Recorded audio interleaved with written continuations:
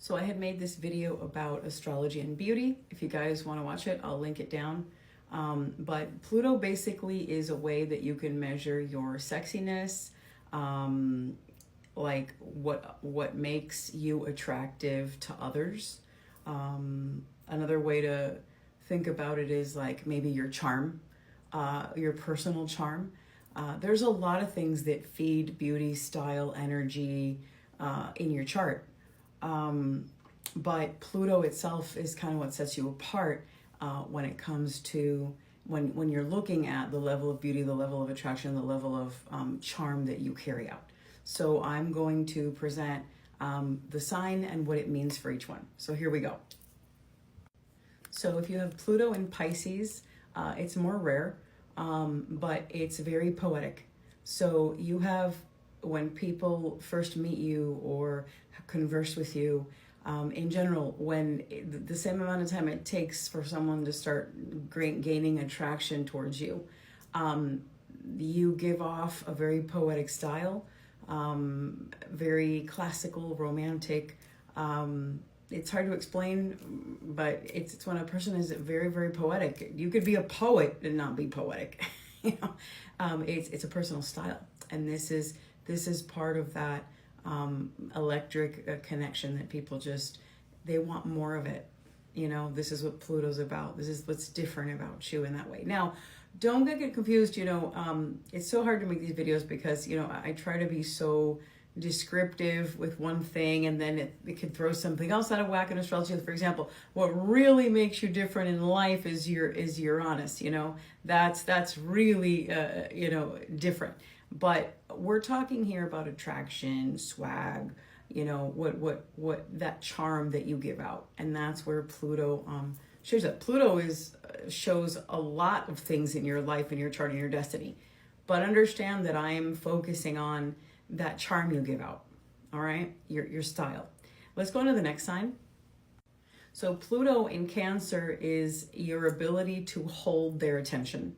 That's where it's going to be that if you are destined to be iconic in that way, mixed with beauty, this is where you're going to carry it through. And I talk about that in my other video. But anyway, people that have Pluto in Cancer, they have this ability, to kind of hold their attention in a very unique way. It's almost like a little spell, and that's very important.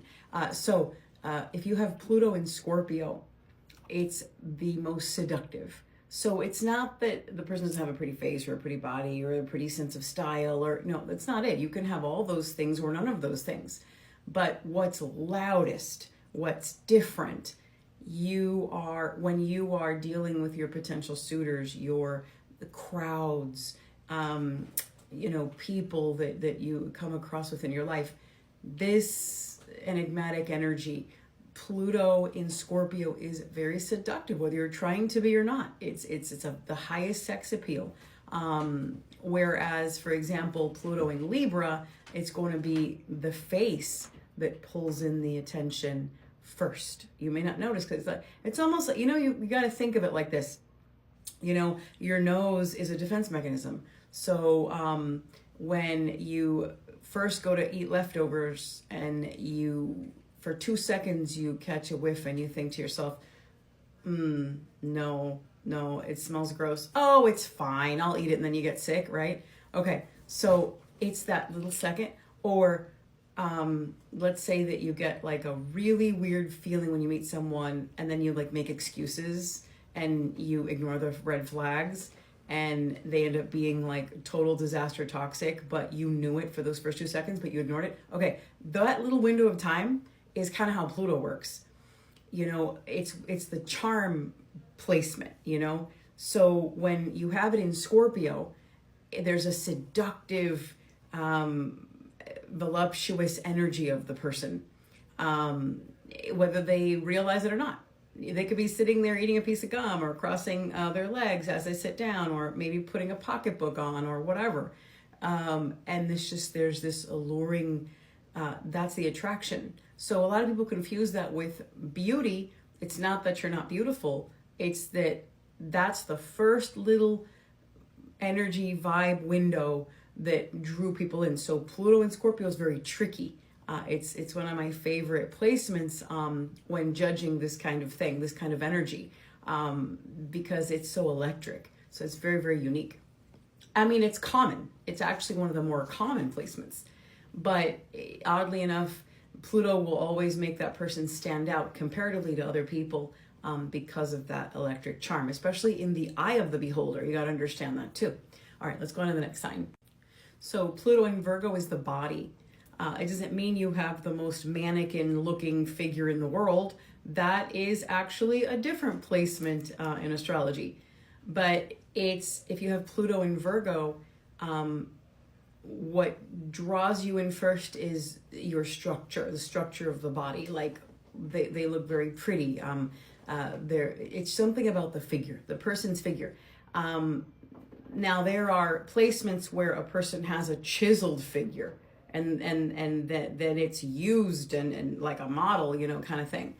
But it's that little window, that little attraction when you have Pluto in it's almost like this magic little spell is what I'm talking about. The way it casts on someone in that moment. Pluto in Sagittarius, Pluto in Virgo is what has that quality about the body. Let's talk about Pluto in Sagittarius next. That one is really quirky because it's almost like a mix of Virgo energy and a mix of Scorpio.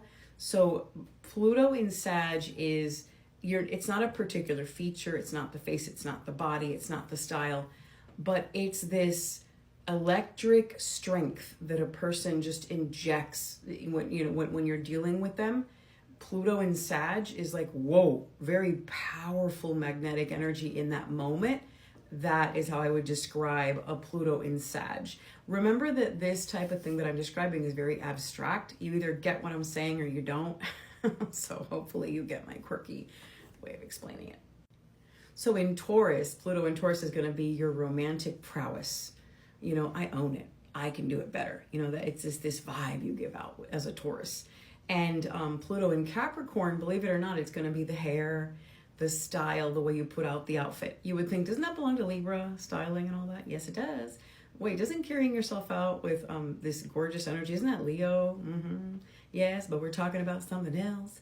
So in context, the way I'm describing, the way that the energy pulls a person in with Pluto, what makes you different? Your swag, okay? This is what it is. So when a person says, I guess it would be their riz, this is where it's at. This is that flavor. So when you have this placement exactly in Taurus, it's that prowess that you have. Let's go on to the next sign. So like I was saying with Capricorn, it can be the hair itself. Like when a person wants to touch the hair because it's so pretty, it's shiny or something. There's that vibe. Now that doesn't mean that you can have a gorgeous set of hair. I mean, gorgeous and unique and different. But it's when one of the first noticeable things that pierces the energy field person to person, when it's Capricorn, it's what they're wearing or their style or the hair. It could be the hair quality, maybe the way it shines, maybe the way they have it done up. And it's that little window, that moment. That's what I'm talking about with Capricorn. Now, Pluto in Sag, also, I want to talk about the fact that there's an extra confidence that's there, that Pluto in Sag has a superior confidence. In Leo, it would be the charisma, and Pluto in Aries would be the allure that you give out, which is really unmatched. In Gemini, it's actually very tricky because Pluto in Gemini gives off very mysterious vibes, like when a person can't figure it out and they want to know more. And the Pluto in Aquarius, it's actually how taboo they are, how risky, how their strange gothy ways draw up someone like, ooh, it's very odd, like weird, in a good way. All right, let me know if you have any questions.